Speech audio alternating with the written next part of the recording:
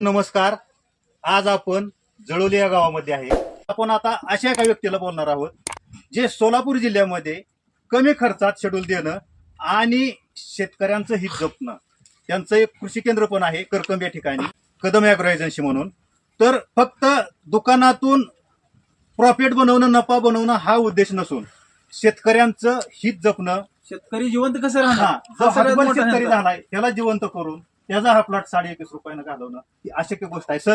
तर तुम्हाला सर्वप्रथम नमस्कार आणि तुमची ओळख करून द्या. आणि हा प्लॉटची काय कहाणी आहे ती तंबूत 2 महिन्यानंतर तुमच्याकडे प्लॉट आलाय. तर याला नक्की शेड्यूल तुम्ही आतापर्यंत काय दिलंय ते सर्व सांगावं अशी आमची अपेक्षा आहे. नमस्कार सगळ्यांना. माझं नाव दीपक शंकर कदम, रत्नागिरी सोलापूर जिल्ह्यामध्ये आपण हो. केळीमध्ये प्लॉट विकसित जास्तीत जास्त करत असतोय. आपले डॉक्टर पांडुरंग शिरसाट यांचा प्लॉट आहे जळवलीमध्ये. तर त्यांनी कलिंगड लावलं होतं. आता त्यांनी सांगितलं, तुम्ही पण त्या ऐकलेल्या गोष्टी आहेत सगळ्या. तर कलिंगड लावल्यानंतर 2 महिन्यानंतर आपल्याकडं प्लॉट आला. म्हणजे त्यांनी बोलवलं की प्लॉटची स्थिती अशी आहे, आपण काय करायचं, ठेवायचा की मोडायचा, त्या हिशोबाने त्यांनी बोलवलं होतं आपल्याला. तर आपण त्यांना सांगितलं की आपण आणू शकतो, सक्सेस करू शकतो, मोडायची काही गरज नाहीये. तर ज्या वेळेस शेतकरी हातबल आहे आणि या वर्षी अनेक केळी बागायतदारांना अनेक संकटाला तोंड द्यावं लागलंय. तुमच्याकडे प्लॉट आल्यानंतर त्या पोझिशन मध्ये पहिल्या स्टार्टला तुम्ही कुठलं शेड्यूल गेला दिलं थोडक्यात सांगा. आता पहिल्या स्टेपला ह्या म्हणजे प्लॉटची मुळी पूर्ण बंद होते. आपण त्या मुळीवर काम केलं आणि पूर्ण प्लॉट असा खालवर झाला होता. म्हणजे एक उंची एक कमी, एक उंची एक कमी, आणि व्हायरस होता. आपण व्हायरसचा स्प्रे दिला.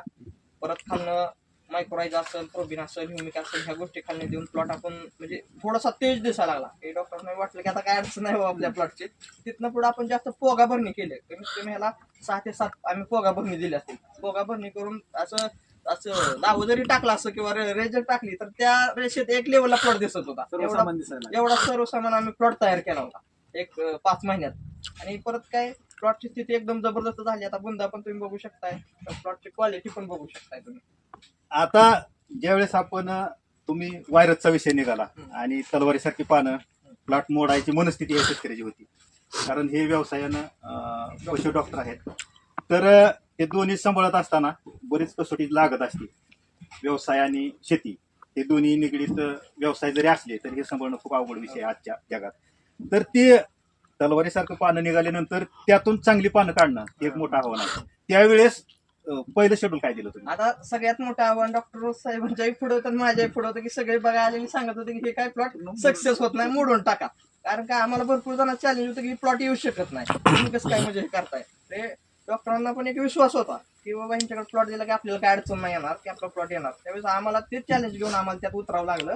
आणि प्रत्येक फवारणी असतील, पहिली फवारणी होत्या आसाटा प्रोगर निमतेल, परत दुसरी काय स्टेज वाईज किंवा शेड्यूल वाईज जे आपण स्प्रे दिलं त्यात सगळ्यात बदल होत गेला आणि एकदम प्लॉट व्यवस्थित दिसायला लागला. म्हणजे पोगा भरणे असतील, खालनं फर्टिगेशन असेल, स्प्रे असतील. आणि त्यावेळेस बी थंडीचं वातावरण होतं. आता पण बघतात आपण जानेवारीचा महिना आहे तरी किती टेम्परेचर खाली येते. आणि टेम्परेचर लो झाल्यामुळं लहान बागा सुद्धा पिवळ्या पडायला लागल्यात आणि कुठल्या बागावर काळोखी राहणार. तर ते फॉस्फरस पोटॅशयुक्त जे वर्ण स्प्रे असतील, खालनं ड्रिप इरिगेशन असेल, हे व्यवस्थित गेलं पाहिजे. आणि त्या प्लॉट मध्ये सुरुवातीला 2 महिने आणि ह्यांचं शेड्यूल चालू केल्यानंतर 2 महिने प्लॉट बघायसारखा तयार झाला.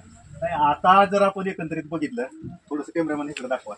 हा जर आपण बंच बघितला तर आता जवळजवळ 1 2 3 4 5 6 7 8 आणि 9 फण्याचं तुम्ही या ठिकाणी पकडलेले आहेत. तर वेण्याची किती फण्या झालेली? आता विषय कसा झाला, पहिला कलिंगड्याचा खर्च आणि परत नंतर केळीचा खर्च. आम्ही काय म्हटलं की फूट केअर आपल्या आपण घरच्या घरीच करू डॉक्टरांना. की मग त्यांच्याकडे एक काय लेबर होती, मित्रच आहे.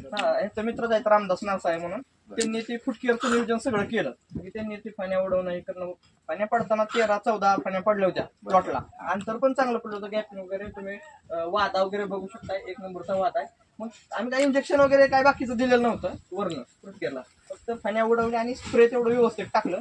कुठेही प्लॉटवर डाग दिसत नाही तुम्हाला. एकदम सुपर क्वालिटीचा माल आपण तयार केला इथं. आता आपण बाहेरच्या ठिकाणी बघितलं 5 हँड 6 हँड आणि जास्त करून 4 हँड आता भेटला चालतोय आपल्याला. 8 हँड थोडंफार कमी प्रमाणे निघतं, वेस्टेज पण कमी निघतं. तर असं एकंदरीत वाया गेलेल्या प्लॉटची कहाणी आहे. तर आता तुम्हाला फण्यातील गॅपिंग या ठिकाणी चांगलं लाभलंय. आता व्हायरसच्या प्लॉटवर फण्यातील गॅपिंग, ज्या प्लॉटवर व्हायरस नाही त्या प्लॉटवर सुद्धा अशी गोष्ट आहे. तर या गॅपिंगसाठी कुठलं प्रोडक्ट वापरतात? आता शेतकरी काय करतात की येण व्हायच्या चालूला किंवा येण व्हायच्या आधी जे आपण काय करतो भेसळ करून केळी बांधून घेतो आणि 1-2 महिन्यात केळीची वेल चालू होती त्यावेळेस आपण काय फर्टिगेशन व्यवस्थित सोडत नाही किंवा आपण पहिलेच खत मात्रा भरपूर दिलं म्हणतो. पण आम्ही जे काय कॅल्शियम असेल, बोरान असेल, झिंक असेल किंवा 13-045 असेल, 052, 13-40-13, केला अमृत किंवा प्रोबीन म्हणजे जे सूक्ष्म अन्नद्रव्य ह्याला पाहिजे तेच दिले. जे सूक्ष्म अन्नद्रव्य ज्या पिकाला जे लागते तेच दिलं. त्या पद्धतीने आम्ही कमी खर्चामध्ये कसा माल तयार होईल ह्याच्याकडे जास्त लक्ष दिलं. कारण का आमचा आधीच पहिला खर्च झाला होता, कलिंगड तिथं फेल गेलेलं होतं. आम्हाला ह्या रानामध्ये केळे सक्सेस करायचे होते आणि पुढे नवीन म्हणजे हे निर्माण करायचं होतं की ते आम्ही करू शकतो. नाही, एकंदरीत बघा शेतकरी मित्रांनो, विषय काय असतो, सोडून द्यायचंय, संपलंय. आता आपण या ठिकाणी संपलोय आणि तिथं संजीवनी प्लॉटला द्यायची. तर तुम्ही प्लॉटचा बुंदा पण एकदम मजबूत या ठिकाणी आलाय. हे शेड्यूल चांगलं दिल्याशिवाय अशक्य गोष्ट नाही. आणि कसं आहे, डॉक्टरांनी या ठिकाणी कॉन्फिडन्स दाखवून शेड्यूलवर विश्वास ठेवला आणि शेड्यूल तंतोतंत दिलं, म्हणून या गोष्टी शक्य झाल्या. तर आता ही वादीवरची बघू शकता आपण, जवळजवळ 9 इंचाच्या आसपास, 9-10 इंचाच्या आसपास वादी आहे खालची, आणि खालची बरोबर 6 इंच क्लिअर वादी आहे. तर या अशा गोष्टी एकंदरीत आपण ज्यावेळेस साध्य करतो, दीपक सरांची आणि माझी पाठीमाग आपल्या युट्यूब चॅनलवर 3-4 व्हिडिओ आहेत. आणि आज आवर्जून मला डॉक्टर साहेबांचा फोन आला की तुमच्या युट्यूब चॅनलचा आम्ही पण सबस्क्रायबर आहे आणि तुम्ही माझ्या प्लॉटवर या. अशा माझ्या एका प्लॉटची कहाणी तुमच्या युट्यूब चॅनलच्या मार्फत अनसक्सेस प्लॉट हा सक्सेस केलाय. तर शेतकऱ्यांना मला कळकळीनं काहीतरी सांगायचंय. तर परत एकदा तुमच्याकडे येतो. तुम्हाला आता हे शेड्यूल देत असताना किंवा केळीबाग तुम्ही पहिल्यांदा केलेली आहे, पहिल्यांदा केळीबाग करत असताना तुम्हाला मित्रांकडून पण टॉर्चर झाला असेल, गावातल्या माणसात पण अशी चर्चा होतात डॉक्टरांचा प्लॉट आहे म्हणल्यावर, आणि 2 महिन्यानंतर प्लॉट सोडून देता वेळेस तुम्ही कदम सरांकडे तुमचं ओळख झाल्यानंतर तुम्ही केला. तिथून पुढे शेड्यूल देत असताना आज तुम्हाला तुमच्या चेहऱ्यावर जे समाधान दिसतंय ते शेतकऱ्यांना थोडंसं थोडक्यात अजून एकदा परत एकदा तुम्ही थोडंसं थोडक्यात सांगा. नाही, प्रत्येक गावातले मित्र असू द्या, बघा येणारा कलिंगडमुळे प्रत्येक जण यायचं. त्यामुळे प्लॉट बघितले, केळीची रोपं व्यवस्थित नसल्यामुळे प्रत्येक म्हणायची केळी व्यवस्थित बाग येत नाही, मोडून टाका. त्यातून चांगलं मार्गदर्शन लाभल्यामुळे आम्हाला, आणि त्यांचा शेड्यूल तंतोतंत 4 दिवसाला, प्रत्येक 4 दिवसाला काही अडचण असली तर 4 दिवसाला शेड्यूल क्लिअरच केलेला आहे. ड्रीप मधून सोडायचे औषध दिले त्यांनी, प्रत्येक 4 दिवसाला हे सोडा ते सोडा, कंटिन्यू तंतोतंत 1 दिवस इकडे गेला. 2 महिन्याचा कालावधी तुमचा तिथं कलिंगड आणि केळी दोन्ही पीक असल्यामुळे तोपर्यंत खर्च किती झाला साधारण? कलिंगड आणि केळी असताना त्यावेळेस साधारणतः माझा 3 लाखाच्या आसपास खर्च झाला. आणि त्याच्यानंतर आतापर्यंत जो खर्च झालाय तो एक अंदाजे सांगा. अंदाजे आता माझी 5,500 रोप आहे, ती साधारणतः 3.5 लाखापर्यंत ते 4 लाखापर्यंत खर्च झाला आहे. पहिला सोडून ती कलिंगडासाठी केलेला होता खर्च. तेव्हा दीपक सरांचं काही त्यावेळेस आमची ओळख एवढी नव्हती. म्हणजे अर्थात 4 एकराचा खर्च 3.5 लाखात व्हायरसचा प्लॉट संजीवनी द्यायचं हे कसं शक्य झालं? विषय कसा आहे माहिती का, आपण जिथं म्हणजे आता कसं आहे, तो खाल्ले काय लगे रूप येत नाही. तर आपण काय केलं, त्या प्लॉटवर काम करत असताना आपण त्या सगळे प्लॉट फिरून पाहून बघितलं की पहिलं काय डोसेस गेलं होतं, त्याच्यावर कसं काम करता येईल, की पहिलं डोसेस कसं आपटेक पिकाला होतील. दुसरी गोष्ट, कमी खर्चामध्ये कुठलाही प्लॉट आपण काढत असतोय, तर सगळा विचार केला ऑन एन ॲव्हरेज तर आपल्याला ह्याच्यावर काम करायचे. तर आपण जर फर्टिगेशनमध्ये बॅगा जास्त वापरल्या तर आपल्याला अजून ते खर्च वाढणार आहे. तर आपण फर्टिगेशन जे वॉटर मॅनेजमेंट आहे, आता एमओ पोटॅश असेल, 24 असेल, किंवा एरिया असेल, अमोनियम असेल, 15-15 असेल, या काही जी गोष्टी आहेत आम्ही कमी खर्चामध्ये कसं ह्याचं बजेट बसता येईल ते बसून आम्ही रिटर्न जास्तीत जास्त त्या गोष्टी दिली. त्यामुळे ते मॅनेजमेंट झालं की आम्हाला एकदम कमी खर्चामध्ये आम्ही करू शकतो. तर एकंदरीत तुमचा या करकम परिसरात किंवा सोलापूर जिल्ह्यात किंवा जिल्ह्याच्या बाहेर बरेच ठिकाणून आता मग आपली चर्चा झाली, अगदी बुरानपूर पासून शेतकऱ्यांचं कॉल येत आहेत, तुम्ही मार्गदर्शन सर्व शेतकऱ्यांना करताय. ही एक आमच्या सोलापूर जिल्ह्याचा सन्मानच आहे म्हणावं लागेल. कारण असं व्यक्तिमत्व आपल्या जिल्ह्यात, आपल्या तालुक्यात, आपल्या गावात आहे. आणि जो हिरा असतो तो हिरा चमकायचा जर असेल तर तो हिरा सापडला पाहिजे, तर त्या ठिकाणी दिसला आपल्याला तर तो हिरा चमकणार आहे. तर असं एक व्यक्तिमत्व आहे. तर तुम्हाला एकंदरीत आता या प्लॉटच्या संदर्भात दुसरा एक प्रश्न विचारतो. आज या शेतकऱ्याला 21.5 रुपये भाव मिळतोय आणि यावर्षी जवळजवळ 5 महिने कंप्लीट केळीचा भाव रिवास आहे. आणि ह्या रिवास भावाला कारणीभूत काय नक्की अजून ह्याचं संशोधन लागलं नाही. तर एक जे खरं कारण आहे ते आम्हाला सांगायची अपेक्षा. विषय कसा माहिती का, ते आंतरराष्ट्रीय बाजारपेठ आहे, भरपूर अडचणी येतात. बाहेरच्या देशांचा माल चालू झाला त्यावेळेस आपला माल त्यांच्यापेक्षा चांगला होता असं म्हणजे तज्ञांच्या मधने म्हणणं येत आहे. पण डॉक्टरांनी काय केलं, ज्यावेळेस रेट 5 रुपयावर जरी आला तरी डॉक्टरांनी जे शेड्यूल चालू होतं ते चालूच राहिलं. त्यांनी जर शेड्यूल थांबवलं असतं तर आपला माल एक्सपोर्ट झाला नसता. कारण का, काही शेतकऱ्यांनी 5 रुपयावर किंवा 4 रुपये रेट आला म्हणून त्यांनी 1 महिनाभर फर्टिगेशन दिलेलं नाही, त्याच्यात गॅपिंग पडलं नाही, अंतर पडलं नाही, किंवा काही चियन चालू होती, काहीचा माल फुगाय चालू होता, तर व्यवस्थितरित्या त्या गेला नाही. आता जे ही चांगल्या बागेच्या तोंडात मारणारा माल आहे. कारण का, जे टॉप रेट चालू आहे ते आज घेतलेला आहे. हा, टॉप रेट काय असा उगाच सहजासहजी भेटत नाही. हा. शेतकऱ्यांना बंधूंना माहिती आहे हा विषय. ज्यावेळेस 21.5चा दर घ्यायला लागतो त्यावेळेस त्याला कष्टही तसंच केलेलं असते आणि त्या प्लॉटला आपण शेड्यूल पण तसंच दिलेलं असतंय. तर सर्वात शेवटी जाऊन तुम्हाला अजून एक कळीचा प्रश्न थोडासा विचारतो. अलीकडं आता आपल्या युट्यूब चॅनलच्या माध्यमातून अनेक शेतकऱ्यांना मी मार्गदर्शन तर करतोय आणि केळीचं झाड बघितलं की त्या क्षणाला माझा पण एवढा अभ्यास झालेला आहे त्या क्षेत्रात आल्यानंतर की त्या ठिकाणी काय झालं हे मी पण सांगू शकतो. पण ह्याच्यापेक्षा 10 पटीनं तुमच्याकडे अनुभव ज्यादा आहे. तर ह्या अनुभवाला अनुसरून आता जो महाराष्ट्रात ला शेतकरी आहे तो हातबल आहे, केळीची बाग करावी का नको हा सर्व शेतकऱ्यांपुढे प्रश्न आहे. तर ह्या शेतकऱ्यांना तुम्हाला सल्ला काय द्यायचा? केळीची बाग जरूर करावी, का करू नये असा माझा विश्वास आहे. म्हणजे भाव खाली आल्यामुळे नाही, भावी काय तेवढ्या त्या 2-3 महिन्यापुरता भाव खाली आला होता आणि त्याच्यात पण चांगला माल असेल तर चांगला रेट भेटलेला आहे. पण कसं आहे, ही आंतरराष्ट्रीय बाजारपेठचा विषय आहे. म्हणजे असं काही कारखान्याला ऊस गेला की हमी भाव मिळतोय असं काही हमी भावचं नाही. वाढला तर अजून बी वाढू शकतो. आता पण रेट बघितलं ना तुम्ही, 15 दिवसामध्ये एवढं रेट वाढले, अजून पण रेट वाढणार आहे. आता आपल्या भागामध्ये माल कमी आहेत आणि अशी क्वालिटी कमी आहे. माल दिसतात मग 7 किलो असेल, 13 किलो असेल, पण जे 13.5 किलोला माल चालतोय ती क्वालिटी कमी आहे. आणि शेतकऱ्यांनी चांगला जर माल जोपासला क्वालिटी भेटणारच आहे. पहिलं काही 7 किलो पॅकिंग नव्हतं, 13 किलो पॅकिंग, 13 किलो होतं पण 7 किलो नव्हतं. आता सगळं 7 किलो 5 किलो पॅकिंग आलंय. 7 किलोचा विषय बऱ्याच शेतकऱ्यांना माहिती नाही. तर त्याचं आता एकंदरीत विषय कसा काय आहे, विषय आता थोडासा माल चांगला आहे पण माझी शॉर्ट आहे, मग ते 13 किलो चालत नाही. आणि कॅरेटचा टॉपचा माल आहे तर ते 7 किलो आणि 5 किलोला माल चालतो. हा, तर बघा शेतकरी मित्रांनो, शेती करत असताना किमान शेतकऱ्याला माझं मत एक असं आहे वैयक्तिक, केळी बागावर जास्त करून कीटकनाशक आणि बुरशीनाशक या 2 औषधांचा रोग आल्यानंतर जास्त वापर करावा लागतो.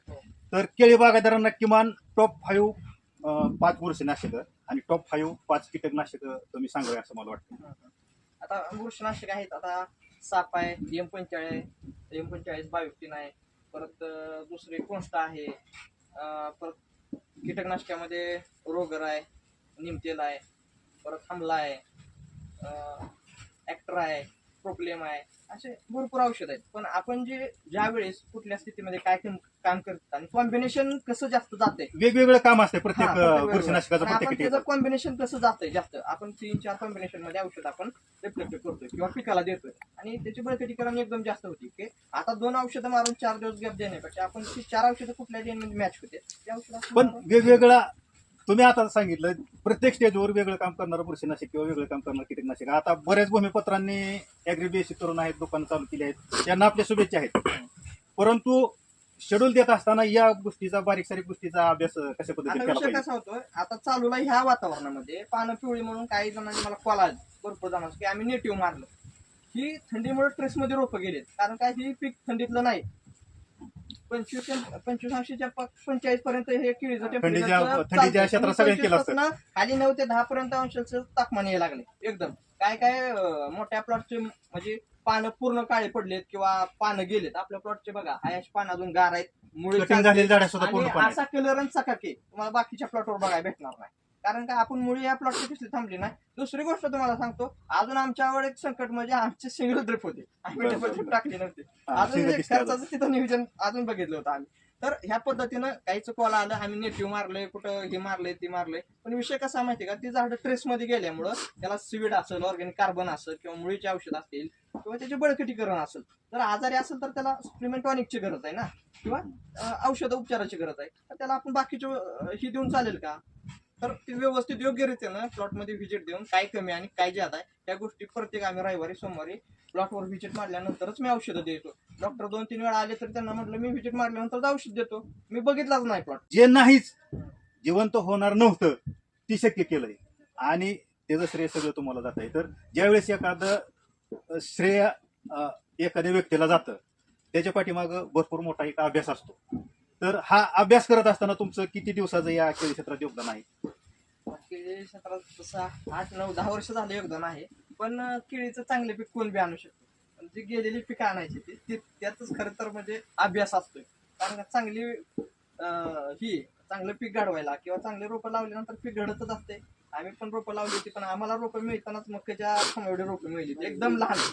तरी पण ती रोपं आम्ही ह्या पद्धतीनं घडवलेला.